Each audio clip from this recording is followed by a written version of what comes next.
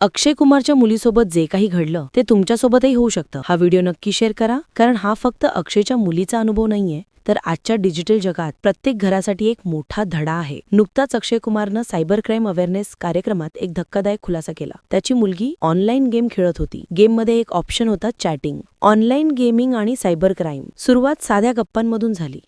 मग प्रश्न आला, तू मुलगा आहेस का मुलगी? आणि जेव्हा तिनं उत्तर दिलं, मी मुलगी आहे, तेव्हा समोरच्या व्यक्तीनं थेट तिच्याकडे न्यूड फोटो मागितले. क्षणभरात तिचा जीव घाबरला. घाईघाईनं तिनं मोबाईल स्विच ऑफ केला आणि ही सगळी घटना आईला सांगितली. ही घटना आपल्याला एक मोठा इशारा देते. ऑनलाईन गेम्स, चॅट्स किंवा सोशल मीडियावर आपण कोणाशी बोलतोय हे तुम्हाला कधीच माहीत नसतं. डिजिटल जगात प्रत्येक क्लिक मागे एक धोका लपलेला असतो. सायबर क्राईमचे गंभीर परिणाम. अशा घटनेनंतर ब्लॅकमेलिंग आणि खंडणी मागितली जाते आणि पुढे जाऊन आत्महत्या सुद्धा होतात.